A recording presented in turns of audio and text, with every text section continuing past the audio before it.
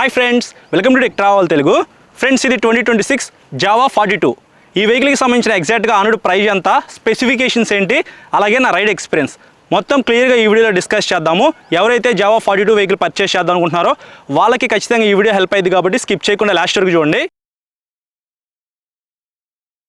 First specifications చూద్దాము. Engine విషయానికి వస్తే 294.7 cc BS 6.2 4 valves liquid cooled డివోఎస్ ఇంజన్తో లభిస్తూ ఉంది.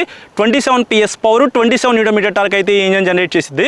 6 స్పీడ్ మాన్యువల్ ట్రాన్స్మిషన్తో లభిస్తూ ఉంది. అలాగే అసిస్టెంట్ స్లిప్పర్ క్లచ్ అయితే ఈ వెహికల్లో ఉంది. ట్రాన్స్మిషన్ క్లచ్ అయితే చాలా స్మూత్గా ఉండిద్ది.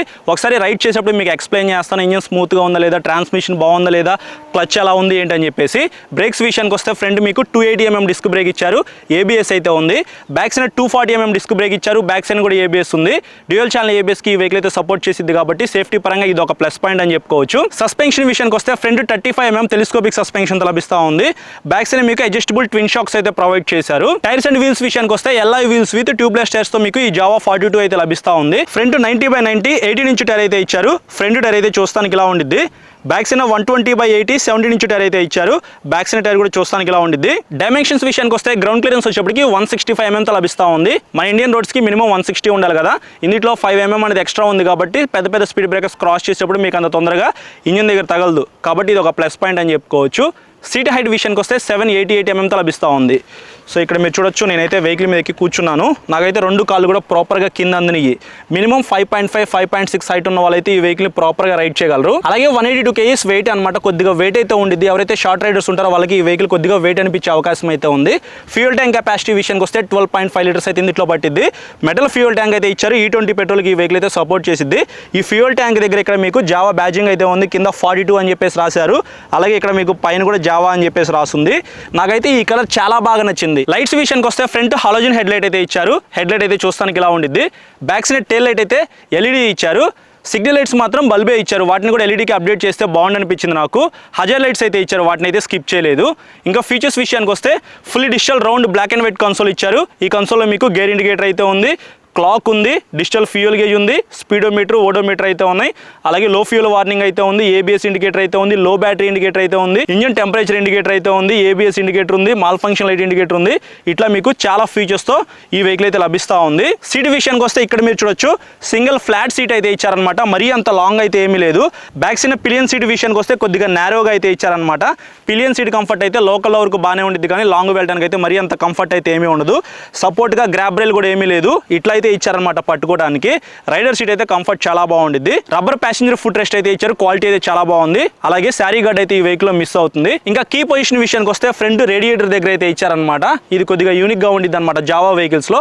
కీ కూడా చూస్తానికి ఇలా ఉంది, నార్మల్ కీ అయితే ఇచ్చారు. హ్యాండిల్ మీద ఉన్న స్విచెస్ విషయానికి వస్తే హ్యాండిల్ కి రైట్ సైడ్ మీకు ఐ స్విచ్ అయితే ఉంది కదా, ఈ స్విచ్ ద్వారా మీరు ట్రిప్ మీటర్స్ ని జీరో చేసుకోవచ్చు.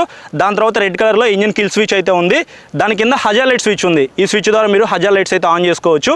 ఇంకా కింద చూసుకున్నట్లయితే సెల్ఫ్ స్టార్ట్ అయితే ఉంది. హ్యాండిల్ కి లెఫ్ట్ సైడ్ పాస్ స్విచ్ అయితే డెడికేటెడ్ గా ఇచ్చారు.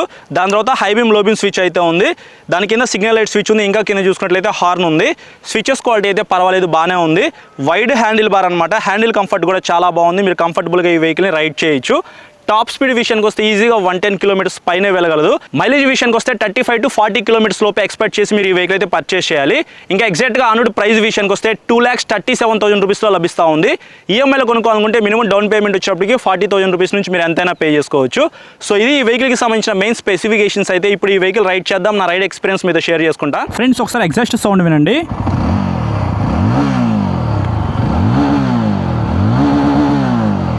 ఇట్లా యాక్సిలేటర్స్ అంటే ఫ్యూయల్ ట్యాంక్ దగ్గర, సీట్ దగ్గర, అలాగే ఈ బ్రేక్ పెడల్ దగ్గర కూడా వైబ్రేషన్స్ అయితే నేను నోటీస్ చేశాను. Wide handle bar, handle comfort అయితే చాలా బాగుంది. 788 mm సీట్ హైట్ అయితే ఇచ్చారు. నాకు రెండు కాళ్ళు కూడా ప్రాపర్గా కింద అందినాయి. కానీ వెహికల్ అయితే కొద్దిగా వెయిట్ ఎక్కువ ఉంది, 182 kgs కాబట్టి హైట్ తక్కువ ఉన్న వాళ్ళకి కొద్దిగా వెయిట్ అనిపించే అవకాశం అయితే ఉంది. రైడ్ చేద్దాం.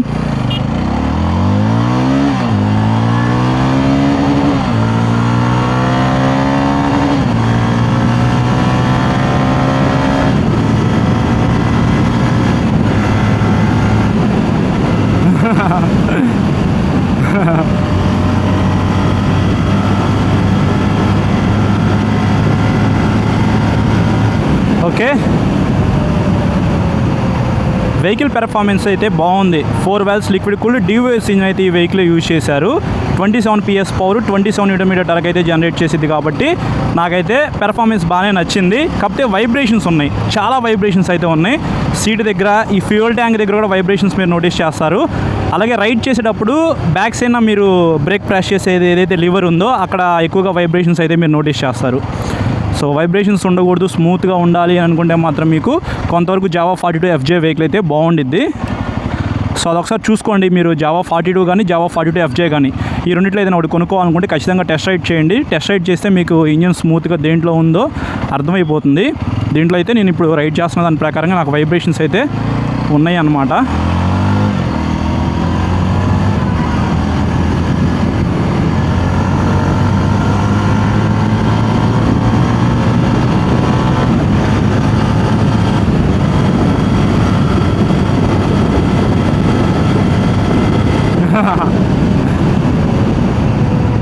పెర్ఫార్మెన్స్ అయితే ఇంజిన్ది చాలా బాగుంది. ఇంజిన్ అయితే స్మూత్గానే ఉంది కానీ లైట్గా వైబ్రేషన్స్ అయితే మీరు నోటీస్ చేస్తారు. ఫ్లాట్ సీట్ అయితే ఇచ్చారు. సీట్ కంఫర్ట్ అయితే రైడర్ది చాలా బాగుంది. Back side pillion seat comfort అయితే అంతగా బాగోకపోవచ్చేమో కానీ రైడర్ సీట్ అయితే చాలా బాగుంది. గేర్లు వేసేటప్పుడు కానీ తీసేటప్పుడు కానీ ప్రాబ్లం అయితే ఏం లేదు. ట్రాన్స్మిషన్, క్లచ్ చాలా స్మూత్గా ఉందన్నమాట. బ్రేక్స్ గురించి మనం ప్రత్యేకంగా మాట్లాడుకోవాలి. ఈ వెహికల్లో కొద్దిగా చిన్న డిస్క్ బ్రేక్స్ అయితే ఇచ్చారు. ఫ్రంట్ మీకు 280 mm ఇచ్చారు కదా, 300 mm ఇస్తే బాగుండు అనిపించింది. కాకపోతే బ్రేకింగ్ బైటింగ్ అయితే ఇక్కడ మీరు చూడొచ్చు. బ్రేక్ ప్రెస్ చేసిన వెంటనే వెహికల్ అయితే ఆగుతుంది. సూపర్ బ్రో బ్రేక్స్ అయితే. బ్యాక్ సైడ్ కొద్దిగా పెద్ద డిస్క్ బ్రేక్ ఇచ్చారు 240 mm. నాకు బ్యాక్ సైడ్ బ్రేక్ బైటింగ్ అయితే బాగుంది. బైబ్రెంబో క్యాలిపర్స్ ఇచ్చారు కాబట్టి బ్రేక్స్ వేసిన వెంటనే వెహికల్ అయితే ఆగుతుంది. ఇక్కడ మీరు చూడొచ్చు. ఇప్పుడు మనం పెద్ద స్పీడ్ బ్రేకర్ అయితే క్రాస్ చేసాము. 165 mm గ్రౌండ్ క్లియరెన్స్ అయితే ఇచ్చారు కాబట్టి మీరు ఈజీగానే పెద్ద స్పీడ్ బ్రేకర్స్ అయితే క్రాస్ అవ్వచ్చు.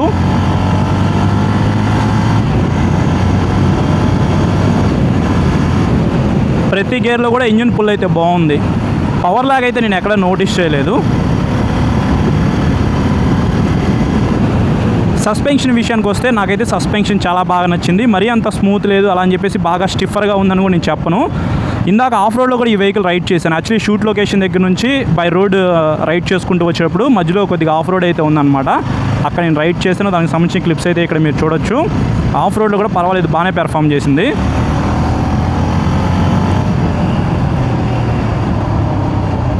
టెలిస్కోపిక్ సస్పెన్షన్ 35 mm సైజ్ అయితే ఉండిద్ది అనమాట. ఓకే, సస్పెన్షన్ కూడా ఓకే బెస్ట్ అని నేను చెప్పను కానీ ఓకే, బాగానే పెర్ఫామ్ చేస్తుంది. కన్సోల్ విజిబిలిటీ విషయానికి వస్తే యావరేజ్గా ఉందన్నమాట. ఇప్పుడు టైం అయితే 5:40 అవుతుంది కాబట్టి మీకు కన్సోల్ కనిపిస్తుంది కానీ బాగా ఎండగా ఉంటే అంతగా కనిపించకపోవచ్చు. అలాగే కన్సోల్ కొద్దిగా రైట్ సైడ్కి అయితే ఇచ్చారనమాట. కరెక్ట్గా సెంటర్లో తీసుకొస్తే బాగుండు అనిపించింది నాకు. జావా 42 FJ వెహికల్ మీరు పర్చేస్ చేయాలనుకుంటే ఆల్రెడీ మన ఛానల్లో వీడియో ఉంది కాబట్టి అది ఒకసారి చెక్ చేయండి. అది రెండింటిని చెక్ చేయండి, టెస్ట్ రైడ్ చేయండి. మీకు ఏది నచ్చితే అది కొనుక్కోండి. ప్రైస్ తక్కువలో కావాలి, కొద్దిగా మైలేజ్ కూడా రావాలి అనుకుంటే మాత్రం మీకు ఈ వెహికల్ సరిపోయిద్ది అనమాట. కొద్దిగా ప్రైస్ ఎక్కువైనా పర్వాలేదు, ఇంజిన్ స్మూత్గా ఉండాలి, నేను ఎక్కువగా స్పీడ్ వెళ్తాను అనుకుంటే మాత్రం అప్పుడు మీరు జావా 42 FJ అయితే కొనుక్కోవచ్చు. సో ఇది 2026 జావా 42కి సంబంధించిన నా రైడ్ ఎక్స్పీరియన్స్ అయితే. ఫ్రెండ్స్ చూసారు కదా ప్రైస్ స్పెసిఫికేషన్స్ అలాగే నా రైడ్ ఎక్స్పీరియన్స్. చాలామంది జావా 42 కొనుక్కోవాలా, జావా 42 FJ కొనుక్కోవాలని చెప్పేసి కన్ఫ్యూజన్ అయితే ఉంటారు. వాళ్ళకి సింపుల్గా ఎక్స్ప్లెయిన్ చేస్తాను. సో మీకు ఆ ఇంజిన్లో కొద్దిగా పవర్ అండ్ టార్క్ అయితే ఎక్కువ ఉండిద్ది, ఆ ఇంజిన్ స్మూత్గా ఉండిద్ది. ఇందులో మీకు పవర్ అండ్ టార్క్ తక్కువ ఉన్నప్పటికీ ఇది కూడా చాలా స్మూత్గా ఉంది. సీట్ కంఫర్ట్ అయితే చాలా బాగుంది.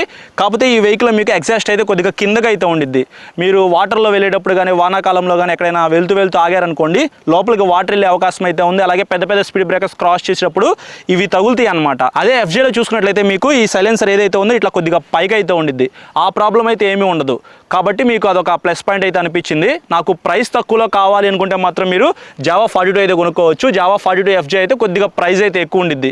అందులో మీకు మంచి కలర్స్ అయితే ఉన్నాయి. పవర్ అండ్ టార్క్ కూడా కొద్దిగా ఎక్కువ ఉండిద్ది కాబట్టి ఆ వెహికల్ మీరు ఇంకా బాగా ఎంజాయ్ చేస్తూ రైడ్ చేయొచ్చు.